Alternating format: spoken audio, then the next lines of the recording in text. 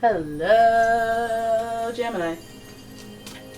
It's umomgtarot, and this is your someone is secretly not being honest, aka lying. Tarot card reading. Okay, so we're gonna have a look at the astrology reading cards and figure out who we're talking about, and then we're gonna tap in with the tarot and figure out what we're talking about, because mans are lying out here. People, and by man I don't mean man or woman, I mean mankind, lying out here. Okay, man is not kind. Lying. Now this could be anywhere from just a small white lie for the good reason, or straight up big lie on purpose. Alright, so let's have a look at the astrology reading cards for a carve out of this person's personality type. This could represent their sun, moon, or rising sign, or just the energy they're giving their relationship towards you. Okay. If you'd like your own personal reading, please check out the description for a link to my website, and my cat is on my bed. So you guys know, returning people, subscribers know what that means, that there's a high probability of her licking her inexplicable, explicit areas. And that might interrupt the reading. And hey, that's just what happens around here, okay? And you know, you could break your... Damn. Okay, Google. Please stop. And I'm sorry for anyone who's listening to that out loud and has one of those homes, because then I just messed you up. Alright, so what a coinky dink. All these interruptions, all these little... I was warning you about an interruption, and then we got an interruption. Let's just get into it. Reading starts at 2:22. I know. Alright, your first sign is Taurus, and the energy is... Oh, the energy around you shows the abundance of nature. It is rich, earthy, and productive, yet relaxed and slow. You gotta... Oh, the licking has begun. Please, please, ma'am. Ma'am. Oh, I just want to prove I'm not lying. And I'm going to show you my messy room. And you're going to see right there is a cat licking herself. And it's just going to get worse. It's going to get a little more explicit as we go. She's going to get up in there with that type of intensity, and then it's just... God. I'm sorry, guys. You know, it's just really wet. You know what? Let me just get her out. I don't want to do this. Hi, I love you. You gotta go. You gotta go. You gotta go. I love you though, but you gotta go. You can't clean that area while I'm trying to have Zenergy up in here. Beat it. Okay. Oh, now she's licking herself in front of the door. Great. That's not distracting. Yeah, I'll actually appreciate the people who are like, reading starts at 4:44. Because I get it. Okay, so Taurus is your first sign, giving us the earth energy, and that's real cute. They give us the Venus energy as well. That's very expressive and very luxurious. They want nice things. They want to feel good. They place value on self-expression and stuff like that. But Taurus in particular, very blunt, very bossy, very connected to being grounded and that whole nature thing, and wanting a nice meal at home, like the be grounded when they're at home. Then you got Gemini energy in the mix. The energy is communicative, mischievous, lively, witty, and informative. Stimulating exchange is possible. You have an air sign and a very persuasive one. Now you'll get out. This is car salesman energy, and I don't, no disrespect, but like they're able to still close that deal even with the obvious charm. You're pulling one over on me, but it's okay. You can do it. You know, type energy, and that's very very sus, especially in a reading about who's lying to you. Just sweet talking, I guess. I feel like the Taurus energy gives them a little bit of attractiveness, like that already puts a hold over you. Maybe they have like this power, or it could give us like boss energies, kind of like your boss. They're smooth talking, finessing, finagling with that Gemini energy. So let's see where we're going with this. Then we got the Virgos in here for a Earth sign sandwich. All right, with the Virgo energy around you, it's dutiful, hesitant, and humble, with a discriminating, diligent, and painstaking air. So lots of practicality. I feel like this is very deliberate in the way that they lie. It was a strategic lie, practical planning, doing what's right by you because they know better than you. because that's the earth energy. And then we have Gemini, who has the charm, the creme de la creme of it. The charm, the finesse part, the part that makes you feel good, even if it's not true. Just really good at communicating. So Gemini and Virgo are both ruled by Mercury, the planet of speed and communication and short form travel. What's it called? Short term travel? Close, local travel? Sure. Local travel. Why not? And yeah, so I mean, you're getting a smooth talker more than anything, which sucks because that's like, I'm going to straight up lie to you and I'm going to be impressed with myself, as a matter of fact. Now, this person's going to be kind of blunt as well as charming. You know, it reminds me of those doctors that are like, okay, well, the prognosis is not good. I know, like, that's a Family Guy sketch. Ignore that. That's a terrible example. It's not real doctors. Alright, I'm shuffling away at the Light Series Tarot, and we're going to have a look at what they're lying about, because this is... I know, we know the make model. We know who you are, you cross-watcher you. Alright, and here's your first card. Who that? Three of Pentacles, okay. Oh no, it's one of those, okay.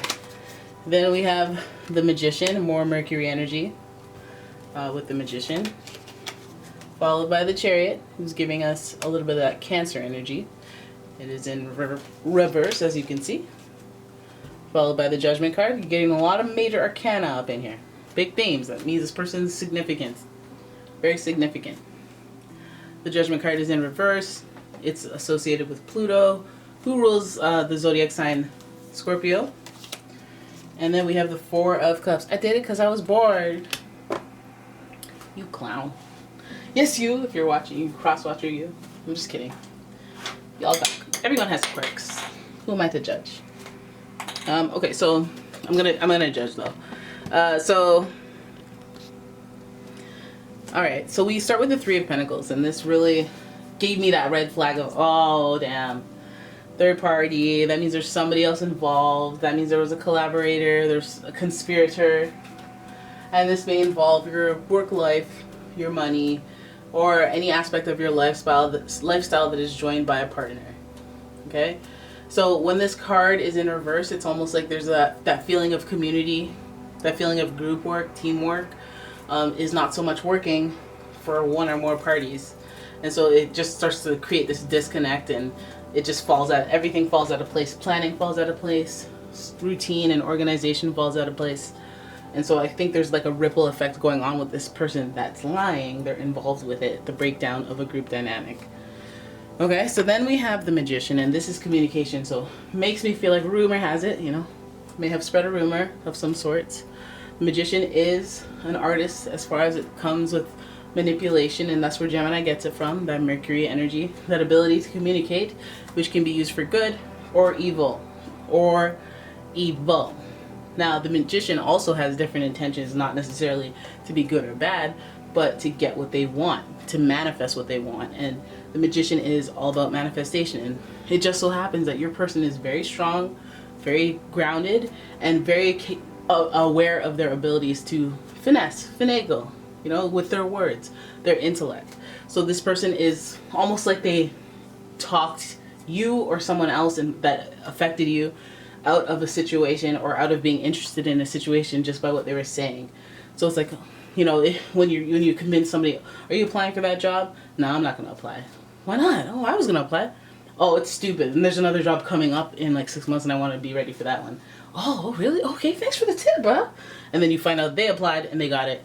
And then it was like trickery, because it just kind of talked you out of something just with words. They didn't really prove it or anything. They just sounded confident. Their eyebrows were up when they said it, so you believed it.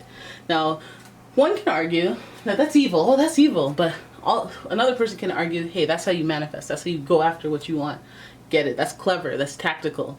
In the art of war or competition, it's fair, right? And then the Chariot is like, hey, that's a big move. That's a big power move. But I feel some type of way about it. You know, there's different perspectives to everything. Some people would be like, wow, I wouldn't even think to do that. That's pretty nice. That's pretty clever and so TV of you to do. Pat on the back. People feel proud of that, especially the earth signs who have long-term goals and take short-term or take long-term like risk to get to those goals and achieve things. These these earth signs are very practical in their approach to getting to where they want to be. So at least it's not super malicious. Just kind of lied to get you to go in one direction as they went the other way.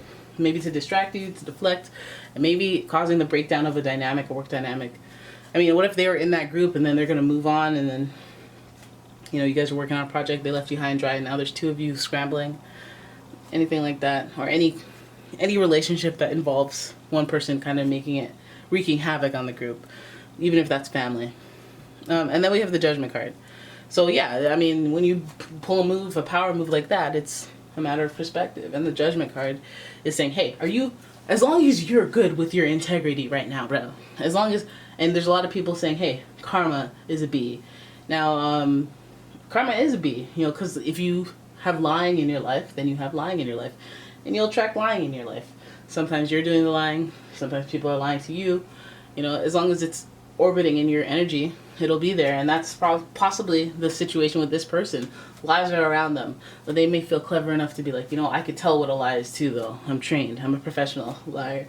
So you may not even necessarily like this person karmically, and you may not even be able to, like, they could apologize or they could do whatever to bring themselves back to neutral. Like, oh, I'm sorry, I apologize, I need to do it, you should be proud of me, I should be proud. Like, just call it call it war, and let's get back to being friends or colleagues and allies or whatever the heck. But I feel like there's some emotional doneness with this person, feeling unsatisfied, feeling duped, feeling like, ugh, ain't nothing you could say, I feel some type of way. And, you know, this is the classic I felt some type of way card, because you're just like, ugh, when you look at them, it's almost like you're giving the evil eye. This also shows a lack of appreciation in any area because of how you feel, feeling funky, feeling like, ugh, there's nothing anyone can say. I feel a little down in the dumps, or a little just like, ugh, bored. Okay, so maybe this person was bored and that's why they decided to flex that energy. Maybe they did it for a friend. Who knows? There's a three-way dynamic here. They may have lied to you so that this other friend could get ahead or an opportunity, or they may have done it for themselves. But either way, their intention was deliberate, to throw you off course, to throw you off path. And they made a very, like, practical decision. It wasn't this very complex lie. It was just like, I know you're going to think this when I say that. Boom. All right, so now we got it. Now you can go at it, Junior. Or like, hey, the chick that you're into went to the cafe, and, you know, they know that. And so they go, hey, where you want to go for lunch? You want to go get a coffee in the cafe? And they're like, no, actually, you know, I heard they're doing big things at the Starbucks across the street. Oh, really? Oh, yeah, there's a sale. Oh, okay. Let's go there. You know, just kind of put a bloop in your flow. And they're, like, not sorry about it. Right? So, yeah, that's their deal. That's your deal. I mean, you could feel funky about it. That just kind of causes you to be, like, salty, but processing is a thing. That's totally cool. They outsmarted you, okay? They outplayed, they outlasted you. And that's just, you know, next time you could get them. You could be like, all right, if I lose next time, I'm going to probably, you know, cut a lock of your hair off or something. I don't know what I'm going to do. I mean, it's going to be a surprise what I do to you, you Virgo you. But anyways, don't get finessed. When I tell you, don't get finessed, guys. That is your reading. I hope you guys enjoyed it. If you did, please give the video a thumbs up and subscribe to the channel. Leave a comment, share the video, and if you'd like your own personal reading, hey, check out the description for a link to my website. It's on umomgtarot.com. And if you'd like a soy candle, you don't know how sweet it smells in here. If you'd like a soy candle, please check out my Etsy shop. It's also linked in the description. And yeah, thank you for watching. I will see you in the next one. Ciao!